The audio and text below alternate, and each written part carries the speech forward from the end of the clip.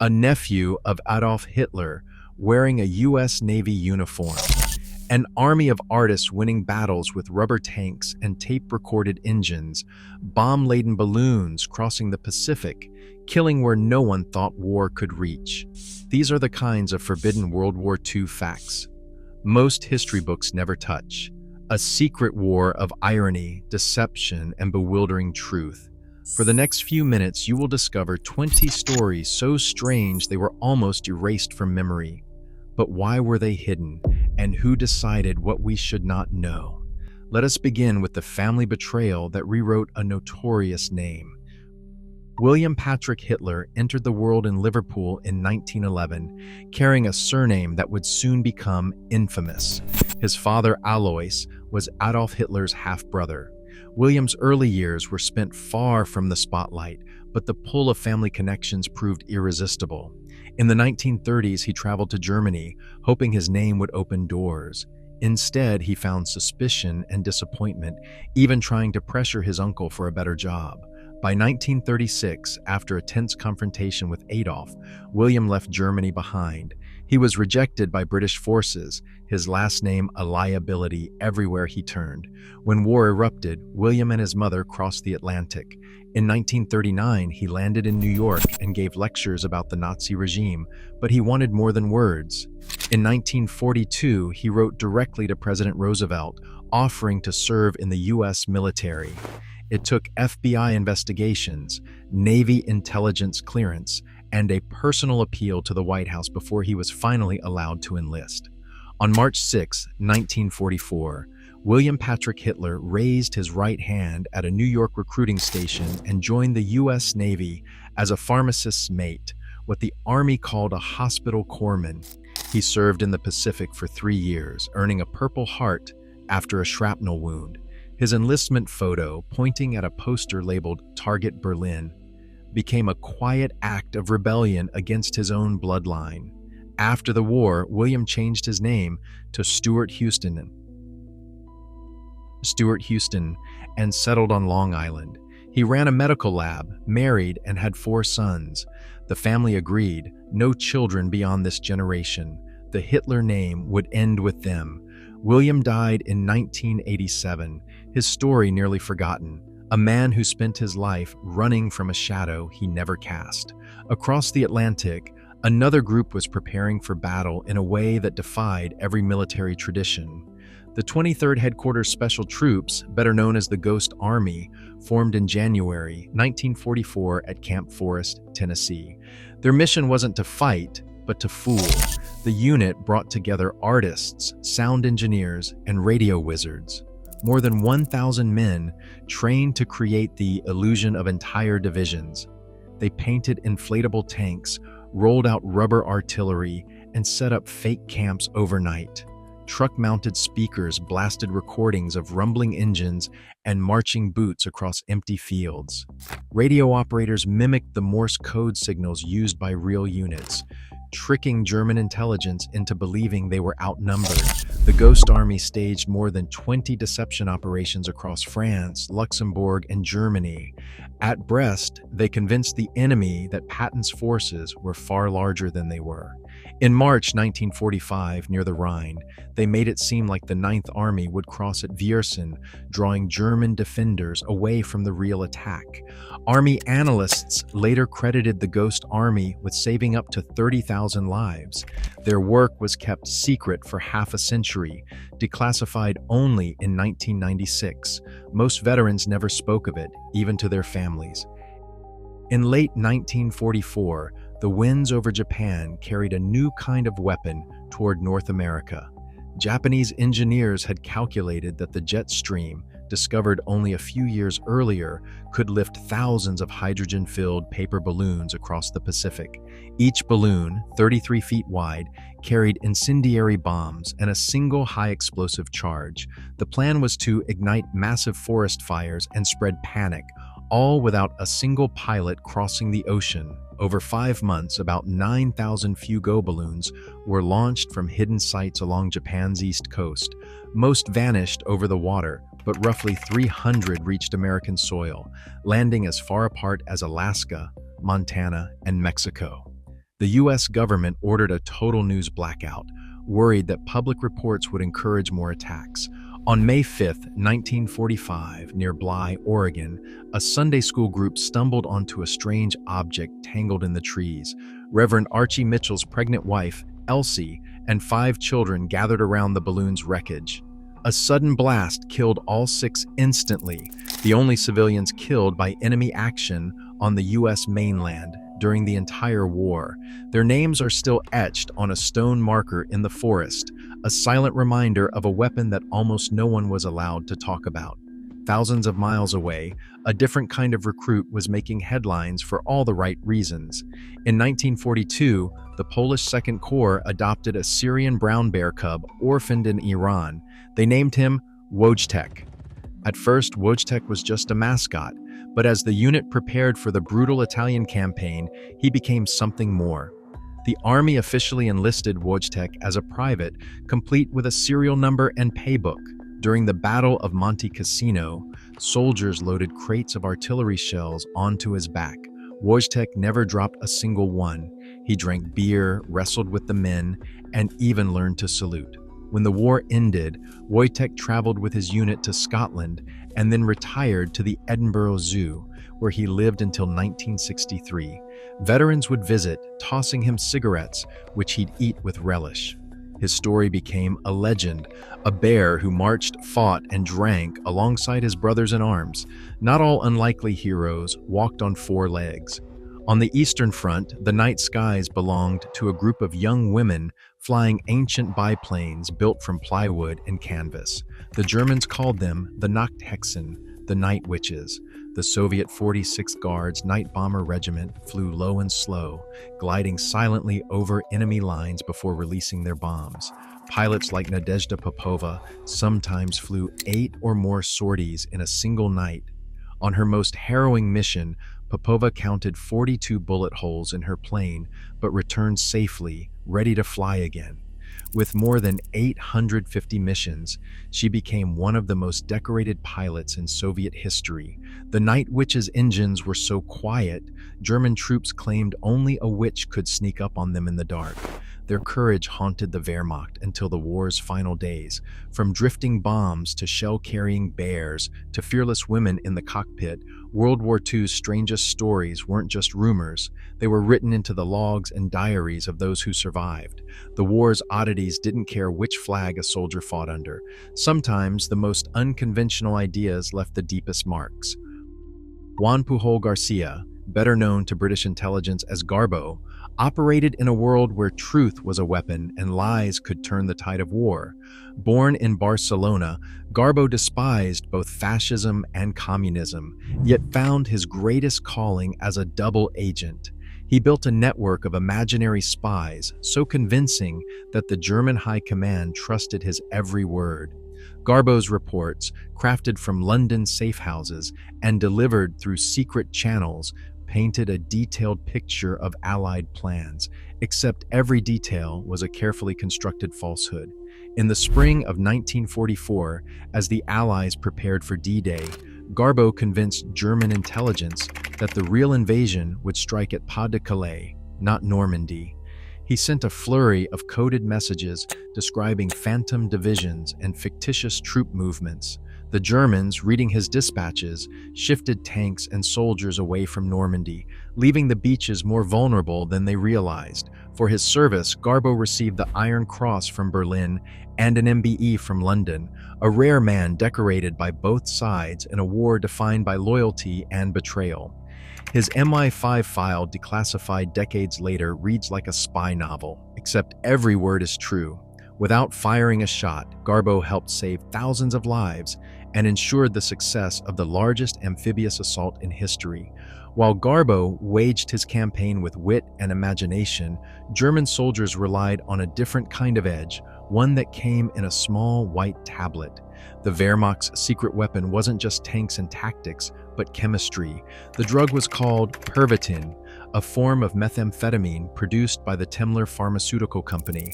At the height of the Blitzkrieg, German medics distributed more than 35 million tablets to infantry, tank crews, and pilots. The pills promised sleepless nights, endless marches, and a sense of invincibility. Letters home described the rush.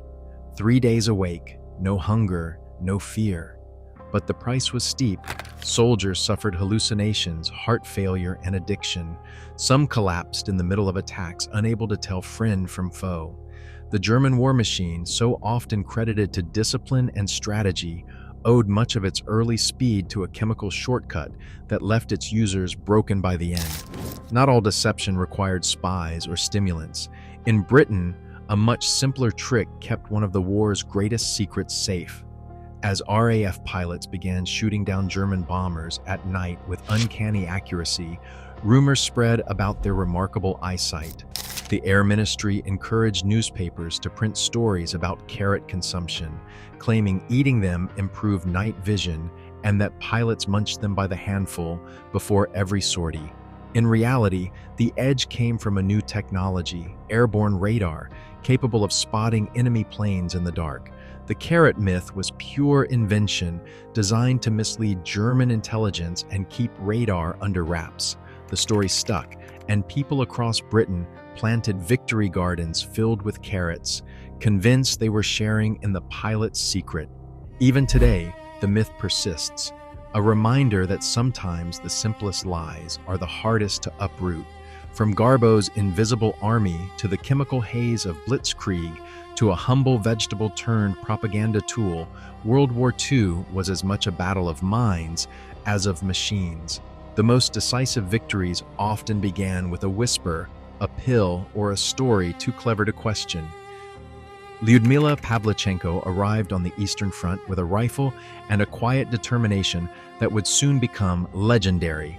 She began as a student in Kiev, but by the summer of 1941, she was stalking German soldiers in the trenches near Odessa and Sevastopol. Her Soviet kill log recorded 309 confirmed kills, including 36 enemy snipers, each one verified by spotters and logged in Red Army files. Pavlichenko's name became both a rallying cry for Soviet women and a warning whispered among German troops. When she was wounded in 1942 and pulled from combat, her story was far from over. She crossed the Atlantic as part of a Soviet goodwill tour, facing American reporters who seemed more interested in her appearance than her battlefield record. When asked about makeup, she replied, "I wear my uniform with honor. The only thing I worry about is killing Nazis." Eleanor Roosevelt invited her to the White House, and the two formed an unlikely friendship. Pavlichenko returned home a hero of the Soviet Union, her record untouched by any other female sniper. In August 1945, Tsutomu Yamaguchi survived what most would consider impossible.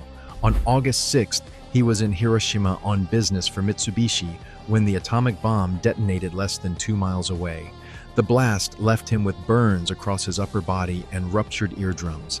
He staggered through the devastated city, drinking from the river, and managed to board a train home to Nagasaki. 3 days later, while describing the horror to his boss, the second bomb exploded. Yamaguchi was thrown to the ground by the shockwave and suffered new injuries. Medical files from the Japanese Ministry of Health confirm his case as one of the very few officially recognized double survivors, hibakusha, of both atomic bombings. Yamaguchi lived until 2010, spending his last years speaking out against nuclear weapons, his survival a living contradiction to the odds. British ingenuity took a different turn behind enemy lines. MI9, the secret escape and evasion branch, teamed up with Waddingtons, makers of Monopoly, to smuggle escape tools into German prisoner of war camps. Special edition boards, sent as charity parcels, hid silk maps of Europe, real currency tucked under the play money, and tiny compasses disguised as game pieces. The silk maps could survive water, the compasses could point a way out, and the money could buy a train ticket to freedom. MI9's declassified archives reveal that nearly 20,000 Monopoly sets were distributed, helping thousands of Allied prisoners plot their escapes. The operation remained secret for decades, not just for security, but to protect the wholesome image of the game. Most POWs who used the sets never knew how the tools arrived, only that they did. Not every wartime experiment was so clever. In Germany, a fringe group of animal trainers with Hitler's blessing tried to teach dogs to speak. The so-called Tiersprechschule aimed to train dogs to communicate using modified paw taps and barking patterns. Reports claimed one dog could say "Mein Führer" and another could count by barking in sequence. The project fizzled out quickly, leaving behind only dubious anecdotes and some confused canines. From a Soviet sniper's icy precision to a man who survived the world's deadliest weapons twice, to board games turned into escape kits, and dogs drafted for conversation, World War II tested the limits of survival, ingenuity, and belief. Each story stands as proof that the war's strangest truths were often stranger than any fiction. In the winter of 1943, British engineers gathered on the frozen surface of Patricia Lake in Canada to build something never seen before, a ship made of ice and wood pulp. Project Habakkuk called for an aircraft carrier the size of a skyscraper built from pickrete, a mix of frozen water and sawdust. The prototype was 60 feet long and weighed 1,000 tons. It survived artillery tests and shrugged off bullets, but it took 3 full summers to melt, and by then, long-range bombers had made the floating fortress obsolete. The blueprints were shelved, and the dream of an ice fleet faded with the Canadian thaw. Far from the cold, a very different crisis erupted in a Kansas prisoner of war camp in February 1945. During a soccer match, German prisoners rushed the fences in a desperate bid for freedom. Armed with makeshift clubs and knives, they charged into gunfire. 23 men died within minutes, shot, trampled, or caught in the chaos. Army investigators later found evidence of a suicide pact among some, driven by despair as news of Germany's collapse spread. The survivors were rounded up within days, haunted by a failed escape that ended in tragedy. Meanwhile, on the other side of the world, American air planners were preparing for the firebombing of Tokyo. To perfect their aim, bombardiers practiced on mock Japanese neighborhoods built in the Utah desert using blueprints based on baseball stadiums and city parks. The training paid off with terrifying efficiency. The raids would kill more people in a single night than either atomic bomb. Not every invention was deadly. On the English coast, engineers tested the Great Panjandrum, a 10-foot wheel packed with explosives and propelled by rockets. Each trial ended in disaster. The wheel zigzagged, spun out, and once even chased its own creators down the beach. It never saw combat, but its wild failures still echo as a reminder that not every big idea survives the battlefield. Adrian Carton de Wyert's war record reads like a dare to fate. Born in 1880, he volunteered for the British Army and fought in both world wars, collecting wounds like souvenirs. He was shot in the face, head, stomach, ankle, leg, hip, and ear. He lost an eye in East Africa and a hand in France, famously tearing off his own fingers when a doctor refused to amputate them. In 1941, his plane crashed off the coast of Italy. With only one arm, he swam to shore and was captured. The Italians sent him to a prisoner of war camp, but escape attempts became a hobby. He tunneled, scaled walls, and even tried to disguise himself as an Italian peasant. When the war ended, de Wyert described his years of combat as fun. He died at 83, outliving nearly every man who ever tried to kill him. On the other side of the Atlantic, some German prisoners of war in America found themselves in camps that felt more like summer retreats than prisons. At Camp Hearn in Texas, prisoners enjoyed swimming pools, orchestras, and theater troupes. They brewed beer, worked on local farms, and watched American movies on weekends. Guards and prisoners often played soccer together, and friendships formed that lasted decades. After the war, many prisoners of war returned to visit, and Camp Hearn still hosts reunions attended by former prisoners and their American guards. For some, the war's strangest twist was not a rocket or a ruse, but the welcome they found in enemy territory. History's strangest truths rarely fit the stories we expect. Even now, declassified files reveal new layers. evidence that the bizarre and unbelievable still shape our world as misinformation spreads faster than facts. Knowing what really happened matters more than ever. The unexplained corners of the past remind us the next secret may rewrite everything we think we know. Share your thoughts. What story surprised you most?